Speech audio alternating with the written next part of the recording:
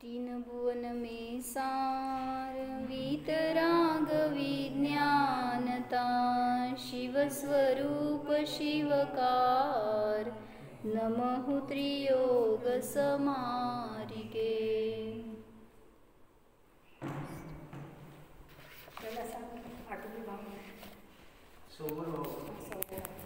छडालातल्या 5व्या ढालीमध्ये 12 भावनांचं वर्णन केलंय. त्यातली का करायचं 12 भावनांचं चिंतन? अनुप काका, 12 भावना म्हणजे काय, का चिंतन करायचं, का त्याचं वर्णन केलंय? तर वैराग्याला प्रेरणा देणाऱ्या आहेत त्या भावना. म्हणजे काय, एक चिंतन आहे, एक वस्तू स्वरूपाचं यथार्थ स्वरूप वर्णन केलेलं आहे. जसं की अनित्य भावनेमध्ये सांगणार सगळं जे जे तुम्हाला दिसते ते सगळं अनित्य आहे, ज्याच्यामध्ये तुम्ही नित्यतेचा अनुभव करताय किंवा नित्य मानून त्याच्यामध्ये सुख मानताय.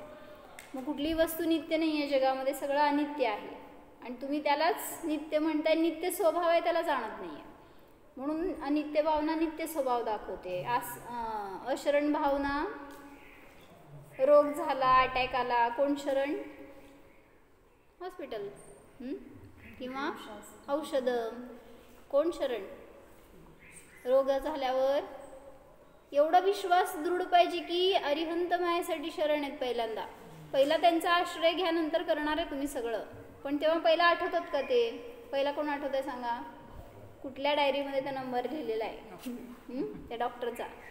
म्हणजे हुडकून हुडकून आपण पहिला ते डॉक्टरकडे जायचं का या डॉक्टरकडे, हे पहिल्यांदा लक्षात घेतो. पण पहिल्यांदा हे आठवायला पाहिजे की इतका मला त्रास होतोय, कदाचित त्याच्यात माझा जीव गेला तर माझ्यासाठी अरिहंतच शरण आहेत, बाकी अन्य कोणी जाऊ दे. आजपर्यंत केलं नाही आपण असं चिंतन आज करा.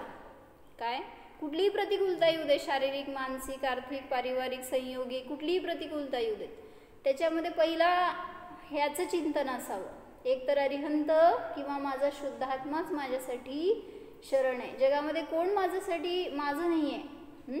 माझं मरण समोर येऊन उभारल्यावर आता मी क्षणात मरणार आहे. कोण कोण मला मदत करणार आहे? कोण माझ्याबरोबर येणार आहे? कोण मला वाचवणार आहे? कोण माझं आयु वाढवणार आहे? असं ते सगळं ऐकून झालंय. आता काय म्हणायचं, ते रुळलंय सगळं आपल्या कानामध्ये. पण तसं विचार करतो का? काय विचार करतो? सांग आता या क्षणाला मरण आलं तर काय करणार?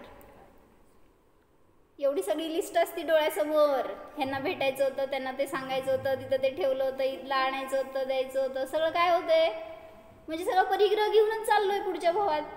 मग परत येऊन जन्मतो तिथंच कुठंतरी त्या परिग्रहातच. म्हणून पहिल्यांदा आठवायला पाहिजे ते निर्विकल्प भगवान. जेव्हा त्यांचा अंत येत होता, किंवा जाऊ दे, ते तर अंत यायच्या आधी स्वतः सोडलं सगळं त्यांनी, आणि आपण सगळं घेऊनच मरायला लागलो. म्हणजे विचारातून. बरोबर तर काय नसतं मरताना, पण सगळं आहे ना विचारामध्ये. नातू आला का नाही सांगाल? नात डोळ्यासमोर आली का नाही? मग तिचा विचार येतो. म्हणजे ज्याच्याशी जास्त मोह असतो ना, ते लगेच डोळ्यासमोर येणार आणि ते अडथळा बनणार. म्हणून म्हणलं की आत्तापासून थोडेसे संस्कार वैराग्याचे करायचे. जे पण आपला परिग्रह असू दे त्याच्यापासून मी भिन्न आहे की नाही, आणि मेलो तर सहजतेने माझ्याकडनं सुटणार आहे की नाही, ते सगळं त्याचा विचार राहतो आपल्याला.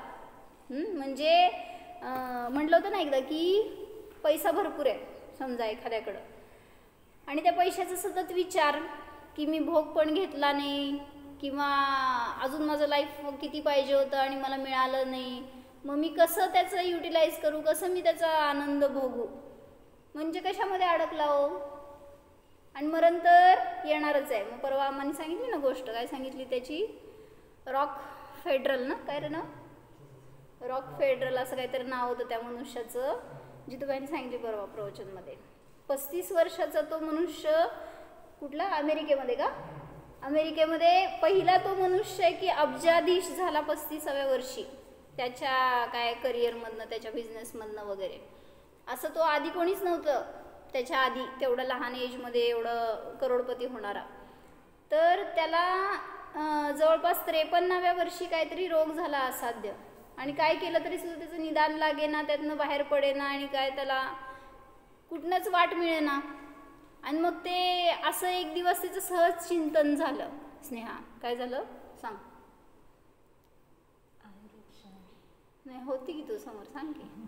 त्यांनी सांगताना त्याला 53व्या वर्षी रोग झाला, मग त्याचं चिंतन झालं काय?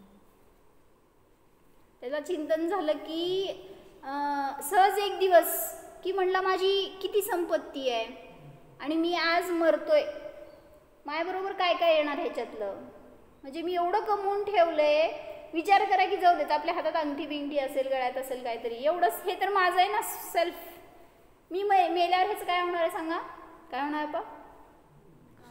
घालतच नाही म्हणून मी असं म्हण विचारच नको तसलं काय. काय त्या मेल्यावर ते काढून ओढून काढणार ना लोक, काय होणार आपल्याला, ते तिकडून येतो बरं का बघायला आपण, जर त्यात राहिलेला असेल ना जीव, भूत होऊन परत येते फिरून बघायला कुठं काय झालं काय केले, हात निघाला नाही तर काय काय करत असतील विचार करा. ते तोंडात दात होतं सोन्याचं एका मनुष्याच्या आणि मेला, काय करायचं बघा काय काय करल. काढूनच घ्यायचं होतं ते, कसं काढणार, म्हणजे ज्याची आसक्ती असती ना ती गोष्ट तुम्ही इथं तर फिजिकली सोडतच नाही, पण विचारातून सुद्धा ती गोष्ट सुटत नाही, त्यामुळं अनेक भवापर्यंत त्याचे संस्कार बरोबर राहतात. मग कुठून आत्मा दिसणार आहे का, भेदविज्ञान होणार आहे का काय, इथं मिळालंय ना आपल्याला खूप मोठी उपलब्धी आहे, त्याचा वापर करून फक्त पहिल्यांदा भेदविज्ञान करायचं. कसं करायचं, ऐकलंय सगळं सगळं ऐकलंय, काय नाही नवीन आता, त्याचं प्रॅक्टिकली प्रयोग करायला पाहिजे. सांगितलं जितूबाईंनी, काय नवीन मी काय सांगणार नाही, ध्यानाचं त्यांच्या 10 दिवसाचा अनुभव सांगितला. हो आता देशलक्षणला बसले होते, 11व्या दिवशी इथं आले होते, 11व्या का 12व्या, आणि त्यांनी ते त्यांचं एक्सपिरियन्स सांगायला, मला माहिती आहे तुम्ही सगळेजण असं नवीन काहीतरी ऐकायसाठी उत्सुक आहे, मी नवीन काहीही सांगणार नाही असं सांगितले, कारण काय आहे नवीन काय आहे, आत्मा तोच आहे, अनुभव तोच आहे, मला अनुभवण्यामध्ये नवीनता मिळाली, पण तुम्हाला सांगून किती नवीन वाटणार आहे, मी सांगणार मला फार आनंद आला, मला भेदविज्ञान झालं, काय सांगितलं अजून पुढं, काय सांगितलं होतं ना भैया, काय अरिहंतोहम, सगळीकडे त्यांनी हेच विचार केला, असं मी एवढंच ऐकलं बरं का, मला पण ऐकायचं अजून नाही ऐकलं, अरिहंतच आहे, चालताना फिरताना, एकतर ते कोणाशी बोलणार नाहीत, बघणार नाही, तिकडं जाणार नाहीत, त्या कार्यालयाच्या एका खोलीमध्ये होते म्हणले, आणि जेवण झालं तेवढं काय शतपावली करताना फिरत असताना विचार सतत काय केला म्हणले, अरिहंतोहम. करतो का आपण, का नाही करत, मग माहीत नाही का आता आपल्याला, सांगी करायला नको का, झोपताना सुद्धा विचार करा, उठल्यावर विचार करा. काल सांगितलं की असं प्रत्येक क्रियेमध्ये आम्हा तर सांगतात काय, संस्कार ते करा, जाणतोय मी जाणतोय, हे करत नाही मी जाणतोय, माझं काम जाणण्याचं आहे, हे काय करण्याचं माझं काम नाही आहे. सांगा बघू 2 लाईन ध्यानाचे काय सांगू शकता, अनुभव करून सांगा, 2 लाईन सांगा अनुप काका, आत्मा कसा आहे, म्हणजे असं त्याचं तुम्हाला अनुभव आलेला असावा असं सांगा, आत्मा कसा आहे मामा, मला ह्याच्यातले शब्द नकोत, मला तुमचे शब्द पाहिजेत, आत्मा कसा आहे सांग भैया. शांत आहे, मिळाला का शांत आत्मा तुला, अशांत नाहीस ना तू, कसा आहे आत्मा, इंद्रियाने रहित. बर, मला उगी नवीन विशेषण नकोत बरं का, मला तुमचा अनुभव पाहिजे, तुम्ही तसं बघताय का आत्म्याकडं, तसा तो दिसतोय का तुम्हाला, अनुभवण्यात येतोय का, कसा आहे आत्मा, छान आहे. आत्मा कसा आहे, निरामय म्हणजे ज्ञानानंद स्वरूप आहे. निरामयचा अर्थ काय माहिती का, अमय म्हणजे रोग आणि निरामय म्हणजे निरोगी आहे, म्हणजे काही शब्द आहेत त्याचे पण अर्थ पण आपल्याला पाहिजे माहिती, तर भाववासना होणार, तसा मी आहे. सांगा आत्मा कसा आहे, म्हणजे काय, असं करा की अनुभव करा, मी शुद्ध आहे म्हणजे काय आहे,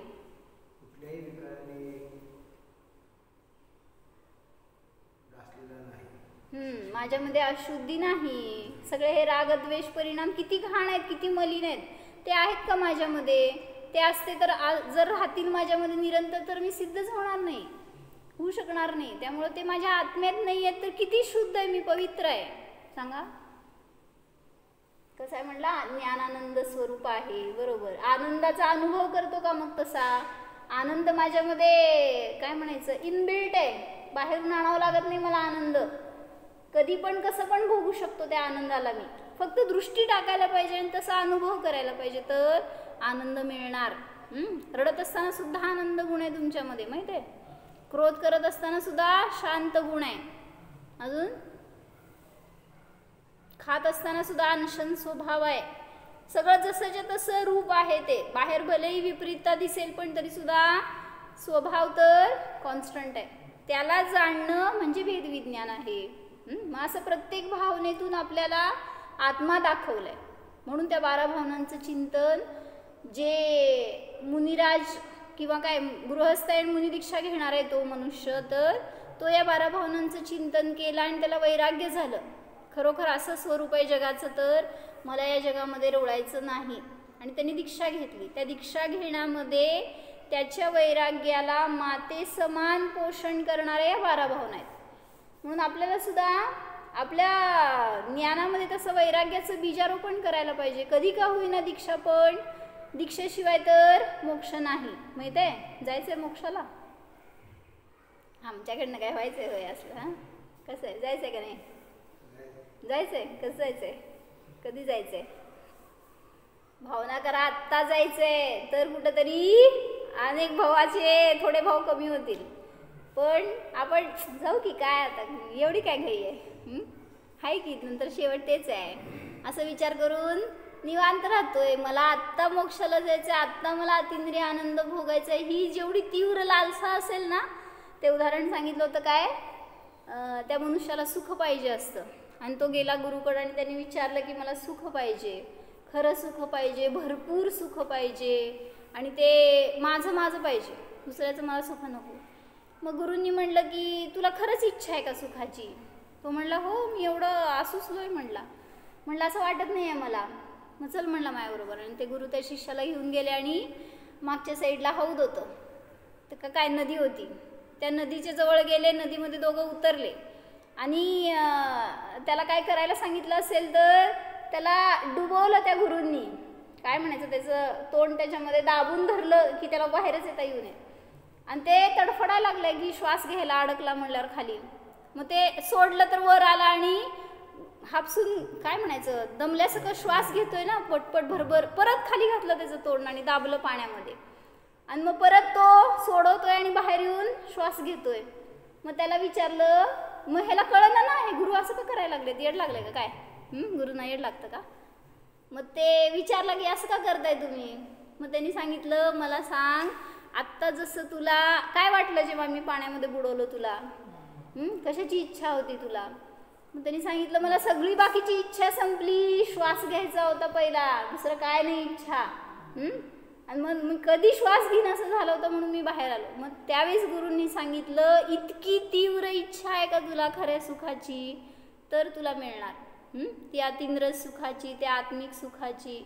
अशी तीव्र इच्छा असणारा जीवच त्याला प्राप्त करू शकणार. अन्यथा तुम्ही पाहिजे मला सुख बस एवढं म्हणायचं आणि आपल्या येरे माझ्या मागल्या घरी जाऊन बसतोय आणि रमतोय त्याच्यामध्येच, सगळ्या संसारिक क्रियांमध्ये विसरून जातो काय आत्मान काय धर्मन. एवढं सुंदर मंदिर आहे काका, मला माहीत नाही तुमच्याकडं, आणि मग किती चर्चेतून जाऊन उलट आपण त्याचं फायदा घ्या. किती वेळा जातं मंदिरात? जवळ आहे का लांब आहे? जवळच आहे, मग चालते की आपल्याला जायला. जातं का रोज? का बरं? एक टाइम जायचं कधीतरी दिवसभरामध्ये. म्हणजे मी एका वक्त्याचं प्रवचन ऐकलं की त्यांना कोणीतरी विचारलं मंदिरांची काय गरज आहे, कारण आजकाल कोण मंदिरात जात नाही. म्हणले मंदिरांची आवश्यकता नाही आहे, इतकं त्याला तुम्ही पैसा खर्च करता, किती करोडोनी. कितीच आहे मंदिर तुमचं माहिती आहे का? ह्या मंदिरचा हिशोब सांगितलं ते लोकांनी आम्हाला. ते म्हणले ते बाहेरचं किती आहे रे कीर्तिस्तंभाला मी ₹1 कोटी खर्च घेतलाय म्हणले. म्हणजे हे तर त्याच्या पुढं अजून, म्हणजे इतके खर्च केलाय तर काय गरज आहे इतकं खर्च करून मंदिर बांधायची, असं त्या एका वक्त्याला लोकांनी विचारलं. तर ते साधू होते आणि त्यांना वाईट वाटलं की लोकांची अशी पण विचारधारा आहे की मंदिरांची काय गरज. तर त्यांनी त्यांच्या भाषेत उत्तर दिलं त्यांना. म्हणले तुम्हाला आज किती 50-100 कोटीचं हे मंदिर कशाला असं वाटतंय, मला सांगा त्या मंदिरातून किती दुर्जन बाहेर पडलेत. एकतरी दुर्जन बाहेर पडलाय का मंदिरातून? जेव्हा केव्हा बांधलंय तेव्हापासून एका तरी दुर्जनाला बनवलंय का या मंदिराने? घडवलंय का? बाहेर पडलाय का? जे पण या मंदिराच्या आश्रयाला येणार ते सगळे सज्जन आहेत. सज्जन बनतात, सुविचाराला प्राप्त होतात, सद्विचार, त्यांची सगळी प्रवृत्ती बदलते. आणि मग याची तुम्ही काय गरज आहे म्हणता?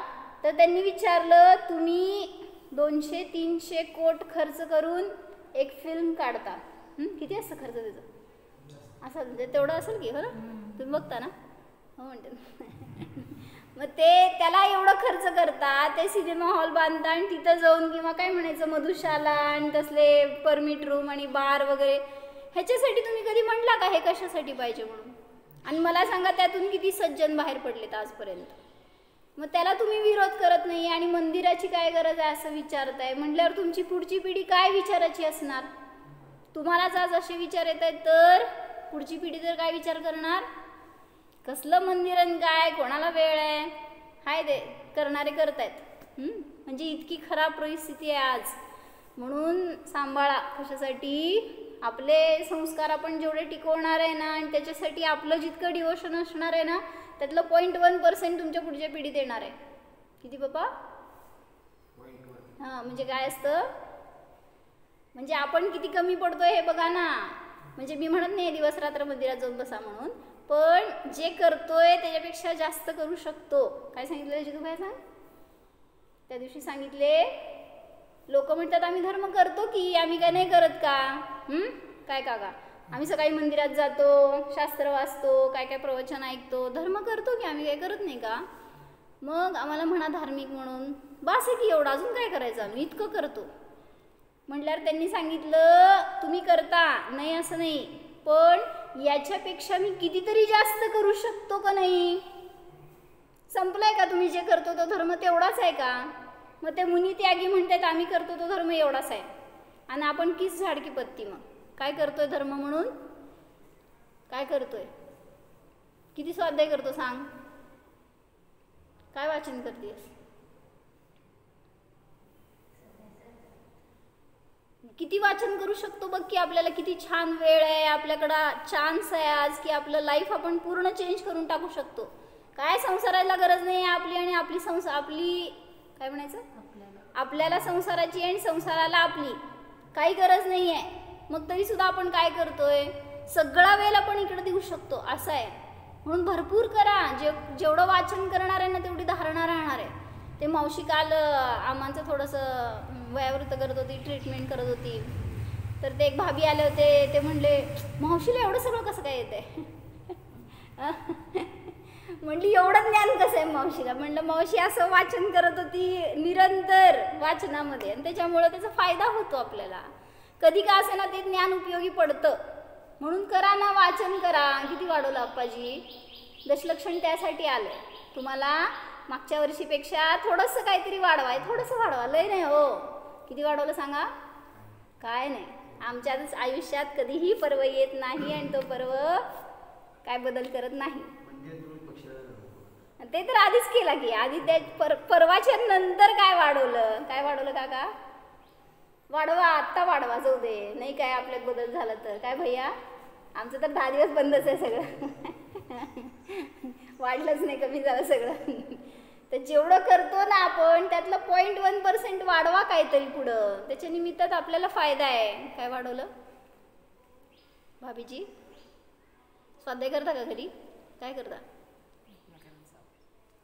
अजून अजून वाढवा. मग म्हणजे एक तत्वाचं वाचा, एक प्रथमानियोगाचं वाचा, एक हतद्रव्यानियोग वाचा, ज्याच्यातून आपल्याला काहीतरी समजत राहतं ना, का नाही? एवढं कुठं करायचं असते होय? लगेच तिथं दीक्षा घेऊन सगळं सोडून जावं लागेल आम्हाला. असं होत नाही, विचार करू नका. किती तुम्ही करायचा प्रयत्न केला ना तरी सुटत नसतो संसार. म्हणून त्या तुलसीदासची पण स्टोरी सांगितली ना. काय होता तो?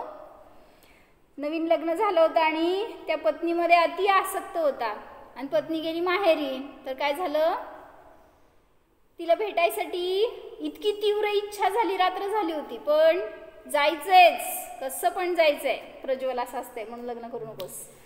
तर निघाला. रात्रीतनं काळोख इतका अंधकार भयंकर आणि घनघोर वर्षा चालू होती, पण नाही, मला जायचंच आहे, भेटायचंच आहे तिला.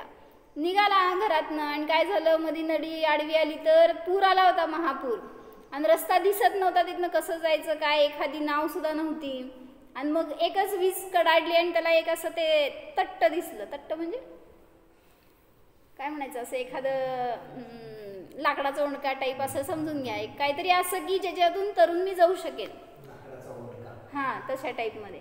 आणि ते दिसलं, त्याला पकडलं तो आणि तिकडं जाऊन उतरला, पोहत पोहत काय त्याच्यावरनं वाहत जाऊन. आणि उतरल्यावर परत वीज चमकली आणि त्याने त्याकडे बघितलं तर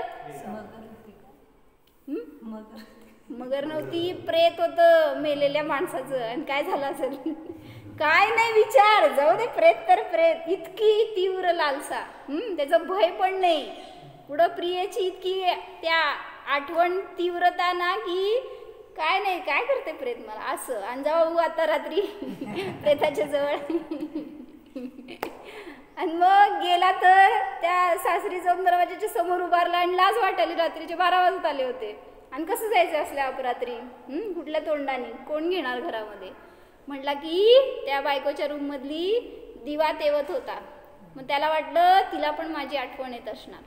आणि मग कसं जायचं पण, तर वीज चमकली. काय ती वीज पण बरोबर वेळेवर चमकायची.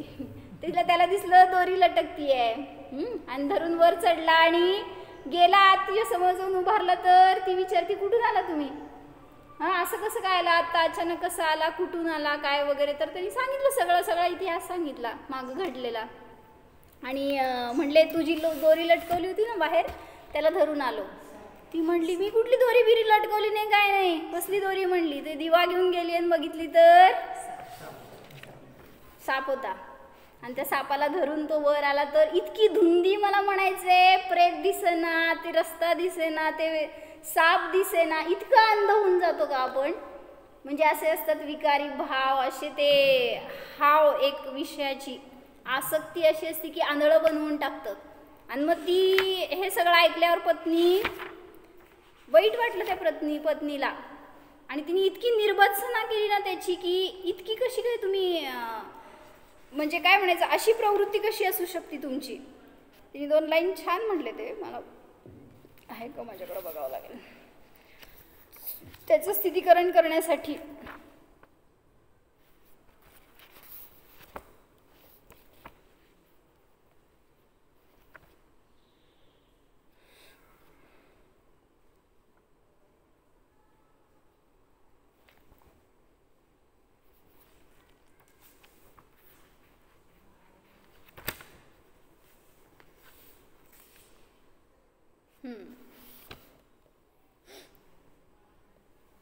ती दोरी नसून साप आहे हे कळलं तर पत्नीने कठोर शब्दात त्याची निर्भत्सना केली. अस्थिचर्ममय देह मम तासंग ऐसी प्रीत. माझा देह कसा आहे, अस्थिचर्ममय आहे. अस्थि म्हणजे हाडं, चर्म, चामडं, त्यांनी बनलेलं माझा देह आहे, त्याच्याशी इतकी तुझी प्रीत आहे. अरकी होती रघुनाथ से तो काहे होत भवभीत. अस्थिचर्ममय देह मम तासंग ऐसी प्रीत, अरकी होती रघुनाथ से तो काहे होत भवभीत. जर हीच प्रीती तू जर रघुनाथाशी म्हणजे आत्म्यारामाशी केली असती तर तुला कशाचं भय राहिलं असतं. म्हणजे काय म्हणायचं, एक तिला झिडकारल्यासारखं, धिक्कारल्यासारखं बोललं तर तिथून ते जे बाहेर पडले ते वैराग्याच्या मार्गाला लागले. म्हणजे ती गुरु निघाली त्यांची. असं कोण आपल्यासाठी कधी गुरु असेल, बनेल सांगता येत नाही. पण आपल्याला शिकवण घ्यायला पाहिजे. प्रत्येक घटनासुद्धा गुरु असते आपल्या जीवनात. म्हणून म्हणलं, कशासाठी सांगितलं,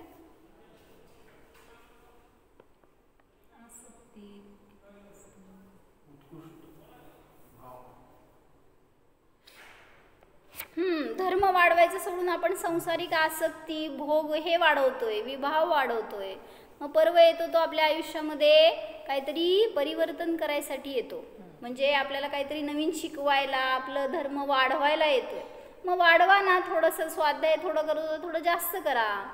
1 शास्त्र वाचत होता 2 वाचा, चालतंय का नाही, का 2 वाचत होता 1 केला, एकच आहे आता काय अप्पा, 2 होते. ते सगळं करा उलट. एक वाढवलं म्हटल्यावर उलट दुसरं मागचं सोडायचं नसते. बरं चला, तर इथं संवर भावना सांगायला लागलेत कशाला म्हणायचं ते. हुकुमचंद भारीलची 12 भावना आहे. देह देवल में रहे पर देह से जो भिन्न है राग जिसमें किंतु जो उस राग से भी अन्य है, गुण भेद से भी भिन्न है, पर्याय से भी पार है. फोन मध्ये दिलेत की मी ग्रुपला टाकलेत म्हणले की. साधना का एक ही आधार है. असं नाही हो. देह देवल में रहे पर देह से जो भिन्न है. सिद्ध ग्रुपला घातलेत मी ने, नाहीतर तुम्हाला पण टाकलेत बहुतेक बघा. देहरूपी देवळामध्ये राहणारा असून सुद्धा जो देहापासून भिन्न आहे. सांगा अर्थ प्रज्वल.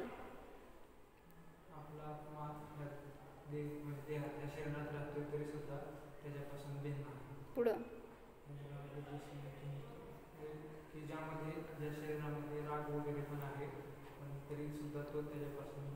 रागापासून सुद्धा आत्मा भिन्न आहे.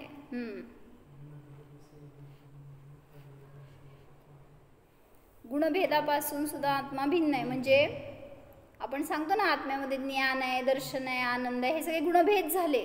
पण आत्मा कसा आहे हो? गुणभेदवाला नाही तर अखंड गुणांचा पिंड आहे.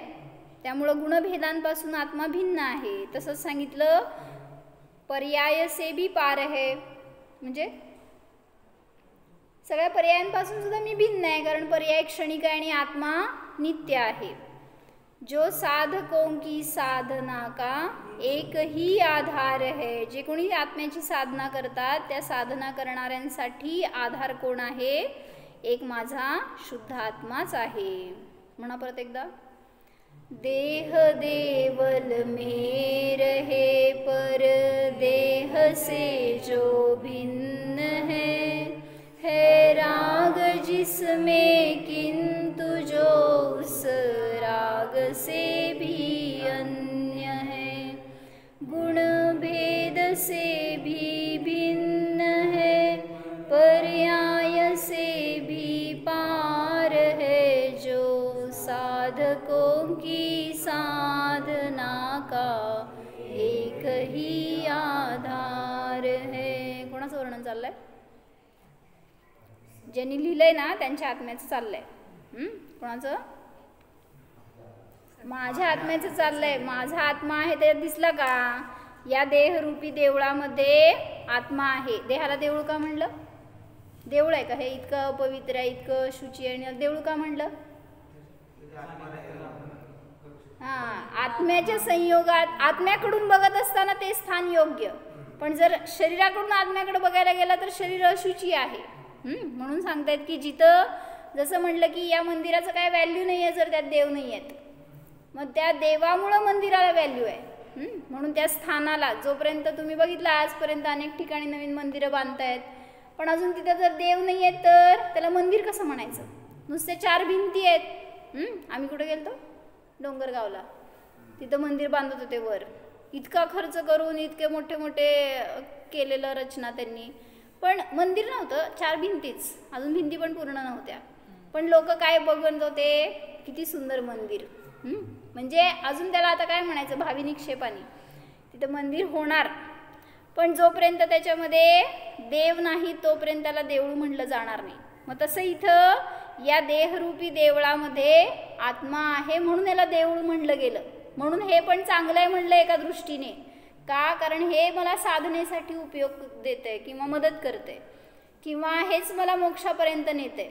म्हणून हे राग जिसमें किंतु जो उस राग से भी अन्य है. ज्या देहामध्ये मला राग आहे किंवा ज्या देहात राग आहे त्या रागापासून सुद्धा अन्य आहे. म्हणजे देह माझा सांग कुठलं नाही.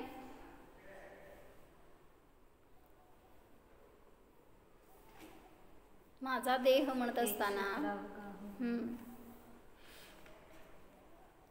कुठल्या नयाने माझा देह, बरोबर, अनुपचरित असद्भूत व्यवहार नयाने देह माझा म्हणलं जाईल.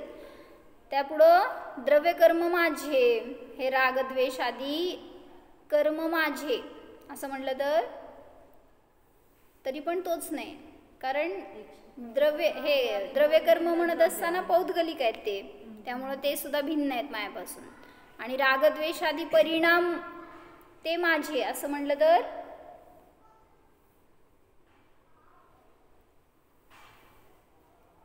रागद्वेष आदी परिणाम माझे आहेत असं म्हणलं तर कुठलं नाही.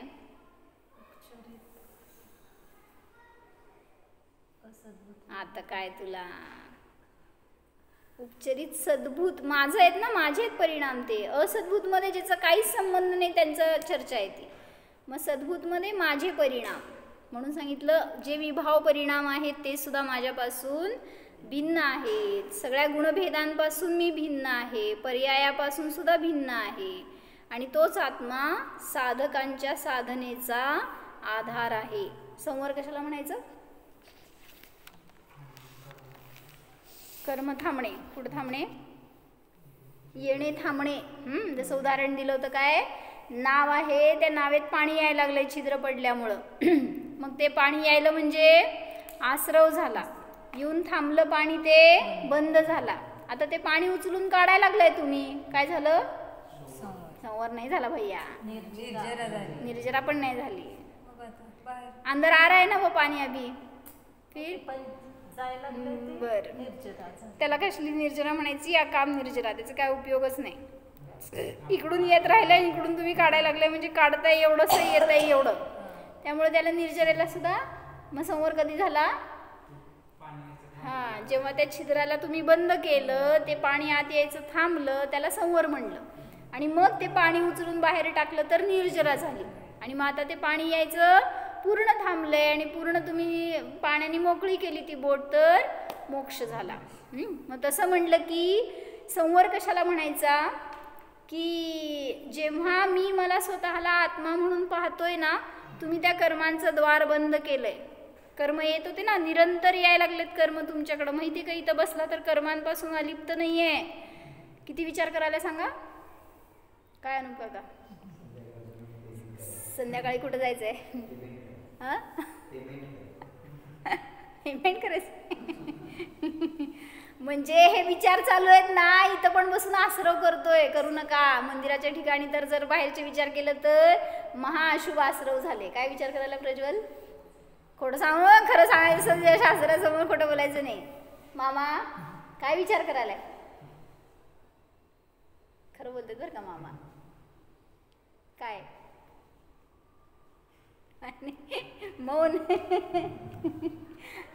म्हणजे संवर कधी होतो? जेव्हा आत्म्याला जाणतो त्यावेळेस त्या कर्मांचं येणं थांबलं. मग ते आत्म्याची अनुभूतीच संवर आहे. त्याच्याशिवाय दुसरं काय त्या कर्मांना थांबवण्याचं मार्ग नाही, उपाय नाही. म्हणून एक अनुभूती घ्या तर असंख्य काय अनंत म्हणा. आता जे काही कर्म येत आहेत ना प्रतिसमयाला ते थांबले. तुम्हाला कसं वाटतं? मोक्ष जवळ वाटतंय का लांब वाटतंय? आता मी इतकं धर्म करतो, एवढं काय प्रक्षाल करतो म्हणजे चेष्टा आहे होय? काय मग काका प्रक्षाल केलं मी, एवढं 10 दिवसामध्ये एवढा धर्म केलो, मग माझं मोक्ष जवळ आला असेल की आता थोडंसं 1-4 पावलं. किती आत्या? कुठं आहे मोक्ष? कोसो दूरे, अनंत भव दूरे. आणि मग कधी मिळणार आहे मोक्ष? कसा मिळणार आहे? आपला पुरुषार्थ त्या मुंगीच्या पावला एवढा सुद्धा नाही आहे आणि आम्हाला मोक्षाला जायचंय. कसं जाणार हो? असं पुरुषार्थ करा की किती 120च्या स्पीडनी, किती 180च्या स्पीडनी पळायला पाहिजे, तर कुठले तरी एक भव तरी कमी होतील. असे अनंत भव आहेत. त्याच्यानंतर जर असेल मोक्ष तर तिकडं काय करायचं नाहीये तुम्हाला. इथं अनुभूती घ्या तर त्याच्या निमित्तामध्ये ते अनंत कर्म यायचे थांबले आणि मग अशी निर्जरा होते की त्याच्या निमित्तामध्ये सहजतेने तो अनुभव आपण करू शकतो आणि मोक्षाला जाऊ शकतो. म्हणून संवर भावना आपल्याला सांगते की कर्मांना काय करायचं नाहीये बाहेर, करायचंय तुम्हाला पुरुषार्थ स्वतःमध्ये. काय? मी जाणणारा आहे, ही जाणीवच त्या कर्मांचा संवर आहे. म्हणून शुद्धोपयोगाने संवर प्रगट होतो.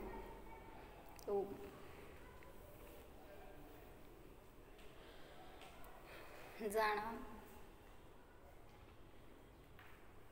स्वतःचा शुद्ध आत्मा जाणा.